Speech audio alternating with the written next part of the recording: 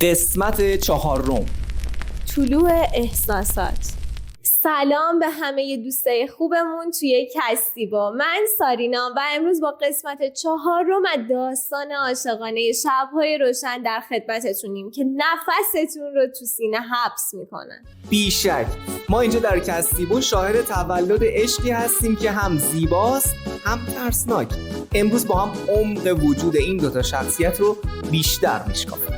شب 4 دیگه نه با اضطراب بلکه با اشتیاقی سوزان به سمت کانال میرفتم، جوری که انگار یه دلاشوبه داشتم.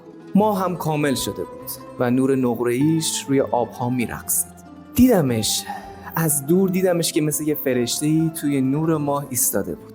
وقتی نزدیک شد بدون هیچ حرفی بغلش کردم.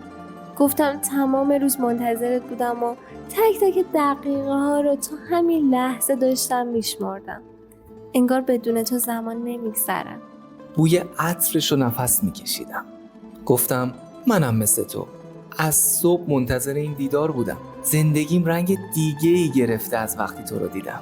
دست در دست هم کنار کانال قدم زدیم و گفتم دیروز بعد از تو به اتاقم برگشتم و برای اولین بار پس از سالها آواز خوندم. تو شادی رو به زندگیم برگردوندی.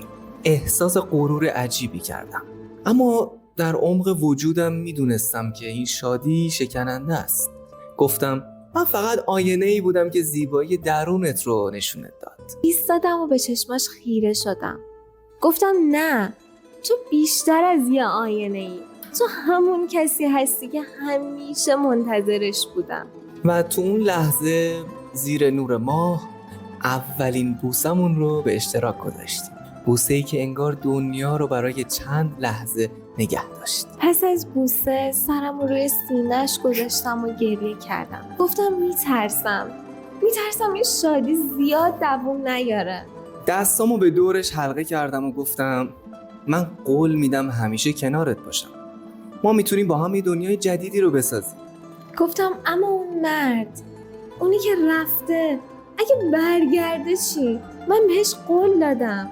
دلم یهو ریخت، اما گفتم تو آزادی. من فقط میخوام تو رو خوشحال ببینم، حتی اگه این خوشحالی بدون من باشه. محکم بغلش کردم و گفتم شاید تو همون کسی هستی که واقعا منتظرش بودم. شاید تمام این مدت داشتم دنبال تو میگشتم. و ما همونجا کنار کانال در آغوش هم وعده فردایی روشن‌تر را دادیم. اما تو عمق قلبم میدونستم طوفانی در راه است. وقت جدا شدن گفتم فردا زودتر بیا یا خب میخوام کل روز رو با تو باشم. میخوام بهت ثابت کنم که چقدر دوستت دارم. و من در اوج شادی ترسی عمیق در وجودم ریشه کرده بود. ترس از آینده، ترس از حقیقتی که میدونستم دیر یا زود معلوم میشه. وای چه صحنه‌ای! اینجا واقعا مرز بین عشق واقعی و نیاز عاطفی کاملا محو میشه. دقیقاً راوی داره در دریای احساسات غرق میشه، اما هنوز نمیدونه این عشقه یا تنها نیاز به دوست داشته شدنه. به نظر شما این عشق واقعیه یا فقط پر کردن خلای تنهایی؟ آیا راوی میتونه با سایه معشوق غایب ناستکا کنار بیاد؟ خودتون تا به حال بین عشق و ترحم گیر کردین؟ چطور فهمیدین احساساتتون واقعیه؟ فکر میکنید اگر معشوق غایب برگرده ناستنکا کدومو انتخاب میکنه؟ دوستان عزیزم، نظرات شما برای ما خیلی مهمه. حتما برامون بنویسید.